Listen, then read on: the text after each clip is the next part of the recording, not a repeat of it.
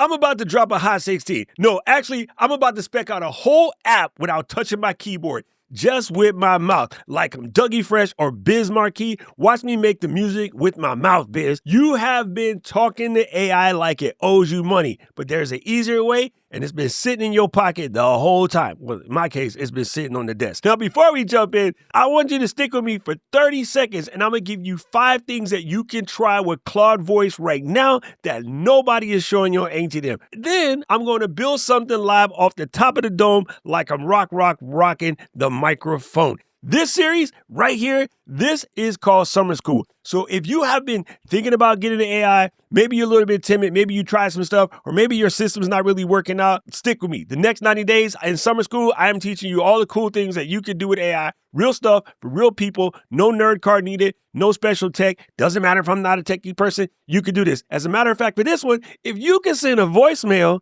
you can do what I'm about to show you right now. Claude Voice is just like talking to Claude out loud on your phone.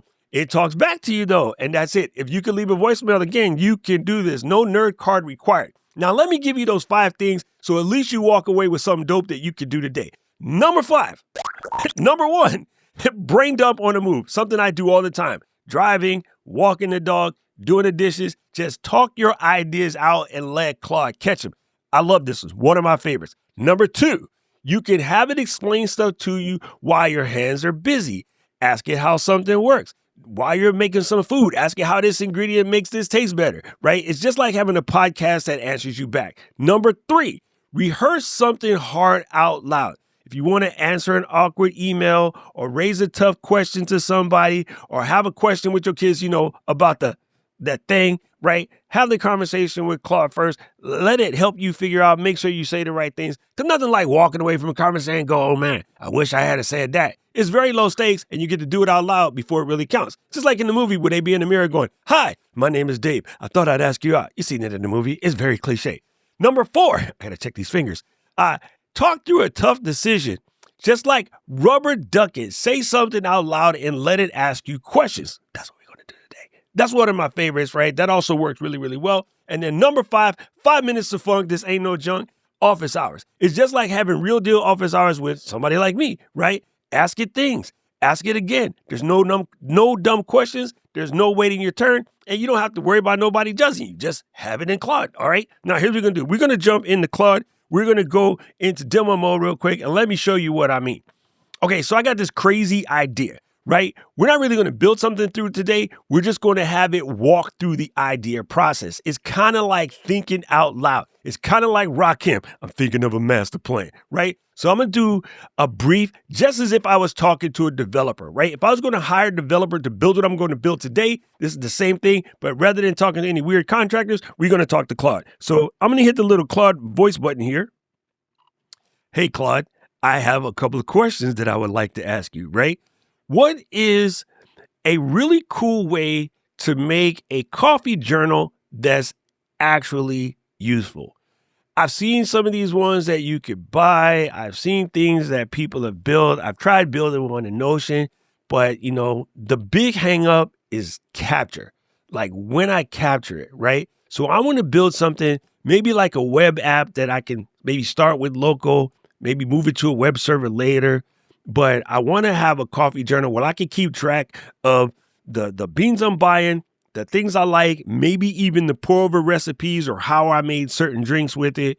But yeah, I want to build something like that, and I kind of need your help. So I need you to be like the developer, and you're going to help me build a spec sheet that I would hand to the developer, which you and I both know will end up being Claude Code. But we're going to just have that conversation with the developer, and we're going to build something sweet.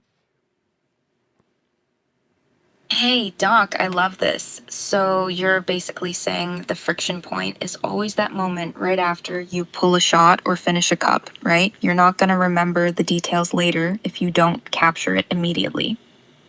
Here's what I'm thinking for a quick spec conversation. We'd want a dead simple interface that gets you from I just made coffee to data saved in like 3 taps, something that lives on your phone, or a quick browser tab so it's actually there when you need it. What I'd suggest is we start by mapping out what you're actually capturing in the moment.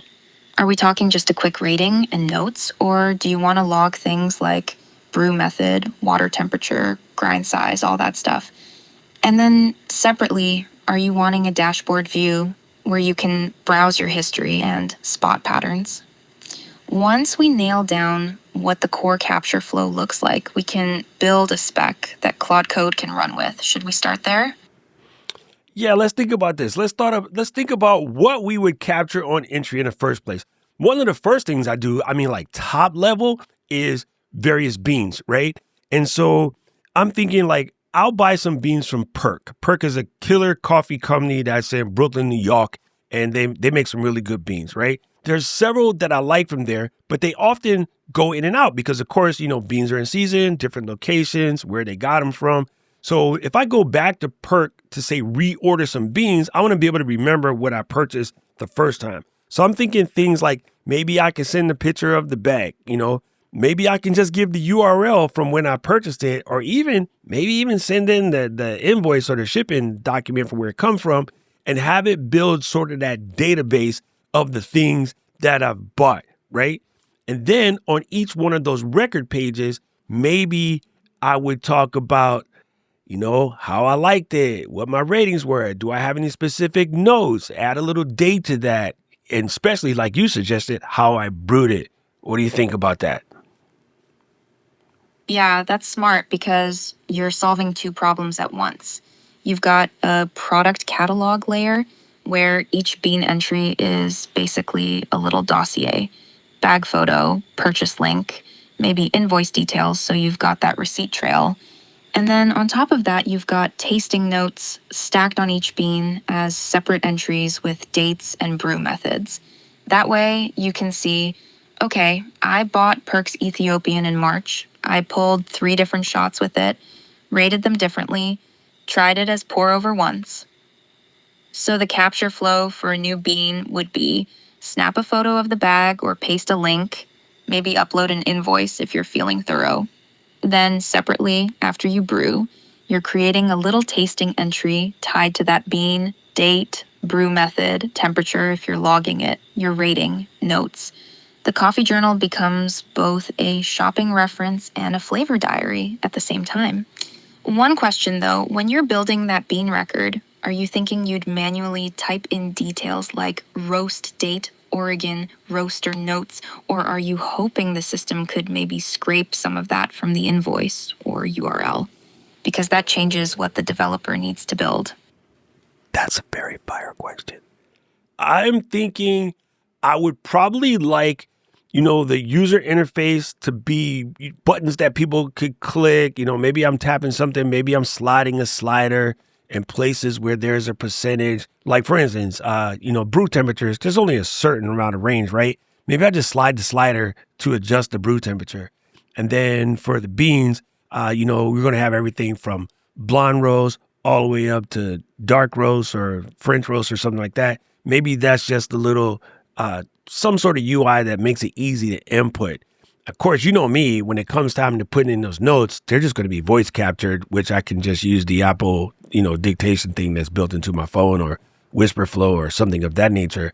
So the reality is scraping would be helpful because, of course, if we send the URL, we're going to need to scrape that information. And then if we're sitting in a bag, part of it is for the idea of just having an image for the database.